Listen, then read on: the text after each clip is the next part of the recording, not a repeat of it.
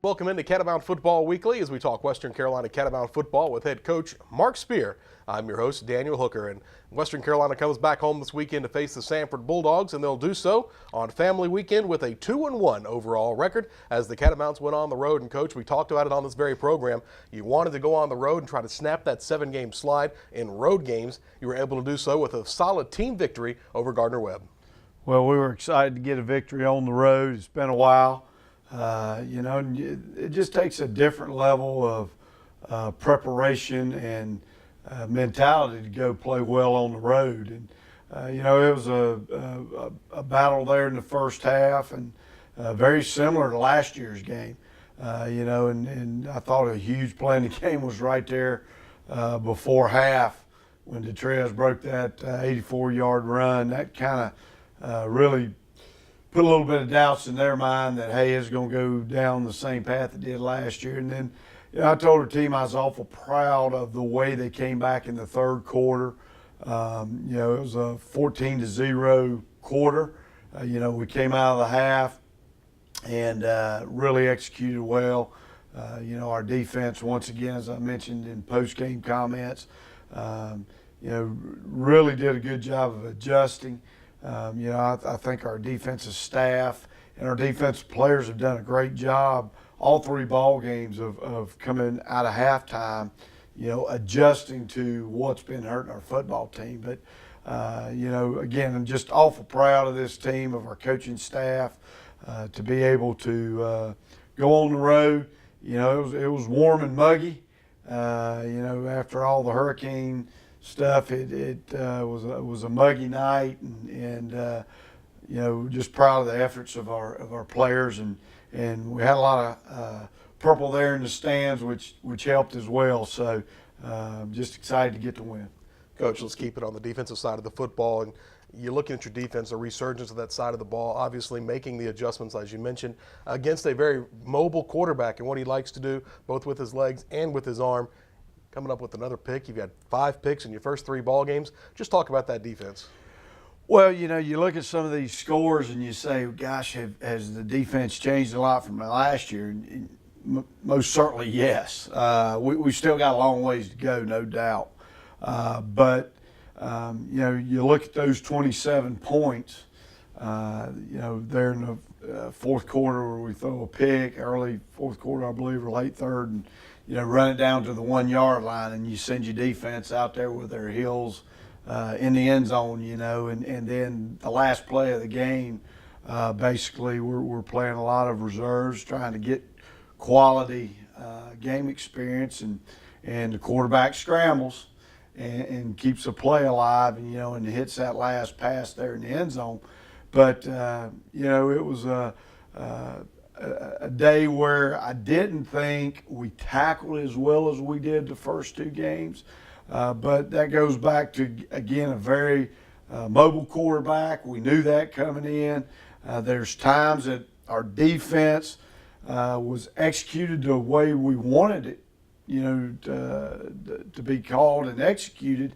It's just, Maxwell's a good player. He's on the Walter Payton watch list, which is our Heisman at FCS level, and he just made some good plays. We had good coverage at times, really good coverage at times, and he would find a little a seam in our pass rush lanes, and there he goes.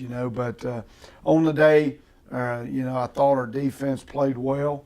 We got to continue to get better, no question. We got to continue to develop some depth on that side of the ball. Coach, you talked about Detrez Newsome and an 84-yard run. Big plays again for your offense, leading to that big win on the road. But talk about Newsome going over 3,000 yards in his career. Already our career touchdowns leader, adding to that total, we're now 32. He's got 42 career touchdowns. Talk about Newsome and what he brings to your offense. Well, he's a guy that can change a ball game at any moment, and he did Saturday night, because if you don't get that touchdown, it's I believe a 14-10 ball game, and it's a lot closer. And how do you come out of halftime? That was a big spark for us going in before half. And, he's done that a lot of times in his career. And he's got to continue to do that for us to be successful. I know Coach Glenn was telling me, and I don't keep up with the stats like he does, on the offensive side of the ball, but that was the 17th explosive play this year. That's about what we had last year in total. And an explosive play is, a run, I believe, over 15 yards and a pass over 20. And so, between Detrez's explosive plays in the run game and then Tyree throwing the deep balls, he's thrown the deep balls as good as we've thrown the deep balls since our staff's been here. There's some times Saturday night again that Gardner-Webb has good coverage and he just drops that deep ball in. And when you can do that, that opens up the run game for Detrez. So, our explosive plays have really been big for us this year. As we start now conference play, and each week, we've got a little run here of conference teams that are just, the next 8 are games that you got to play your best football. You're going to get your butt beat. Starting right here with, I hadn't seen the poll this week, but I'm sure Samford's going to be in the top 15 in the country. And, they're an outstanding football team. And, we've got to take our level of play and our level of preparation to its highest notch, because you're starting out with a team that played in the playoffs last year. It's coming in here, a top 15 team probably in the country, and we're both trying to get our first SoCon win. So, my message to the team after Gardner-Webb was, hey, great win. Any win's a great win, and to be able to go on the road and do it, great job, celebrate. But, Sunday morning, the reality of Southern Conference play in the Samford Bulldogs is here.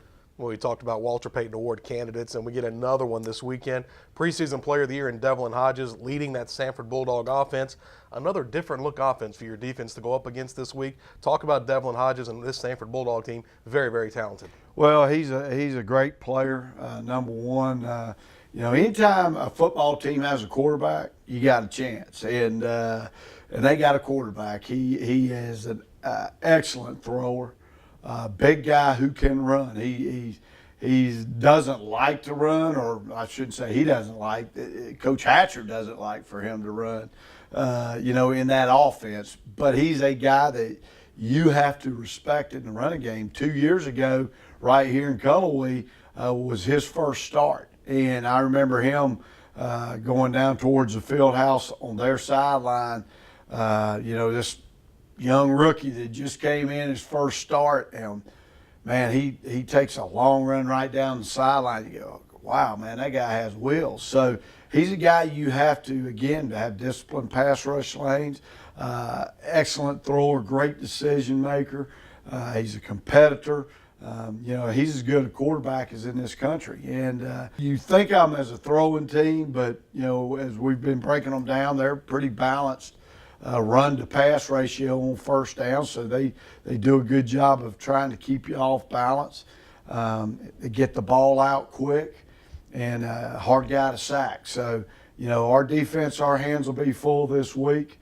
Our DBs are going to have to do a great job in coverage, and we're going to have to do a great job containing him and, affecting him a little bit. We can't let a guy like that just sit back there and, as I say sometimes, get lung cancer, back there smoking a pack of cigarettes. So you got to affect this guy. If he can sit back there in the comfort zone, it's going to be a long day. Well, one thing we always notice about a Samford Bulldog team, you look up and down the two deep, no matter who the coach has been, it's been big up front. You talk about a young offensive line, defensive line, pretty big, just as big as the offensive line, very big up front. Presents a pretty good challenge, especially with you trying to run the ball on your offensive side. Well, they are big up front. They, have 300-pounders there in the middle that are athletic, solid, hard-nosed, downhill core of linebackers, and then, a veteran group in the secondary. And, they do a great job on defense. They're their defense doesn't get enough credit. I believe, everybody talks about their high-powered offense, which they rightly so should talk about. But, last year and again this year, their defense is high-powered as well. And I don't think that defense gets enough credit. I know Coach Hatcher gives it to them, but I'm just talking about in the media and all. Got a lot of respect for their defensive staff. You look at the West Alabama game.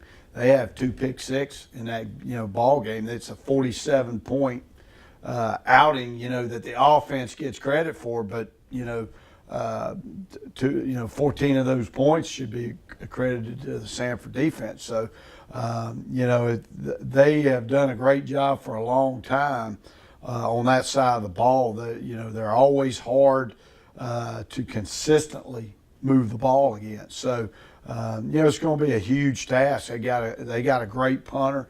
The 2 best punters in this conference are you'll get to see them today or Saturday, showcase. So, their punter can flip the field as well. I don't even know why we're going to practice kickoff returns this week because, their kickoff guy kicks them in the end zone every time. So, they're a complete football team, and there's a reason they're a top 15 team and a playoff team. Coach Hatcher and his staff do a great job, and they got really good football players. Talk about 2 of the best punters, 2 of the best offenses.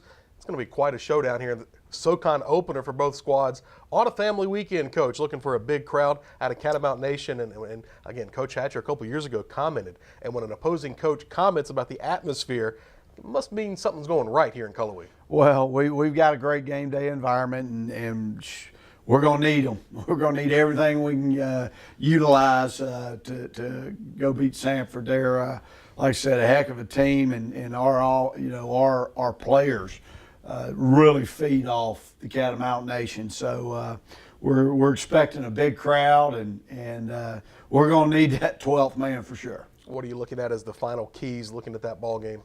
Well, we've got to take care of the football. We've got to maximize every opportunity we have offensively. Try to keep their high-powered offense over there on the bench. That's the best way to defend them is not let them out there. And, we just offensively, we have a tendency to be our own worst enemies a lot. So we've got to take care of the ball, and we've got to be efficient, and we got to get points in the red zone. And we need touchdowns in the red zones. Against Samford, field goals aren't going to beat Samford. We got to go get touchdowns. Defensively, we got to tackle well. What we've got to understand defensively is they're going to move the football. They move the football against everybody they play, including Georgia. What we've got to do a good job is try to hold them to field goals. And, sometimes it's being that patience mentality. Sometimes when a team gets a drive going as a defense, sometimes guys try to step up and make a big play or panic or do something that the defense doesn't call for. We just got to play hard, number one. We got to do a great job of tackling.